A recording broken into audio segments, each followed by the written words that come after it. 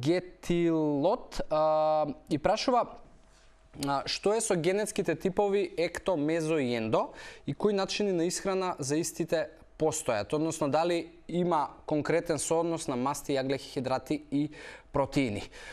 Овие, генетските типови не е нешто ново, 1940 година им е историјата и тогаш се откриени како генетски типови и за оние кои што еве не сте запознати повеќе, треба да знаете дека тоа е класификација и се смета дека според одреден генетски тип имате тенденција за качување мускул или немате, или имате повеќе тенденција за качување на сало и да речеме екто генетскиот тип и доколку спаѓате во таа група, може да си проверите, мислам дека и на Google постојат некои формули кои што може да ви кажат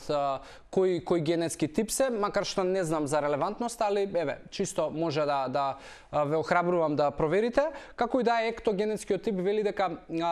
ќе покачувате можеби полесно и мускулна маса и сало. Мезо генетскиот тип е оној најсрекливиот кој што можеби не баш припазува и не баш се храни кој што треба, со малку напори вежбање ќе покачи килажа во мускул и при тоа нема да покачува многу сало, и ендо се оние кои што се најнесрекните, така речено, затоа што многу лесно качуваат сало, потешко качуваат мускул, потешко губат сало од друга страна, но што е тука важно, многу од луѓето можеби ако еве сега ова го слушате ќе си речат ете јас сум во таа група која што е најтешко губи, генетски мене ми е предодредено да имам вишок на килажа, тоа е невистина. Единствено што треба во овие генетски типови да прифатите е дека можеби само ќе треба повеќе време и напор за да постигнете одредена цел доколку не се наоѓате во оваа мезогрупа. Така да не постои никаков изговор дека генетиката ве зезнала во тоа да постигнете одредена цел со изгледот и со телото, и само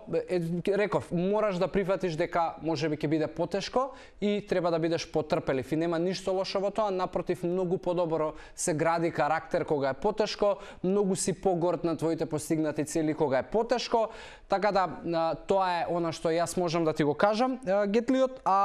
за тоа дали има сооднос некаков на масти, јагле, хидрати и протеини, искрено не знам и ниту па можев да најдам нешто по научни студии, нешто што говори за ова што ти го прашуваш.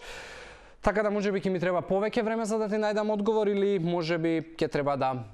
да се потрудиш малку ти подлабоко и да провериш некои студии кои што зборуваат повеќе за тоа.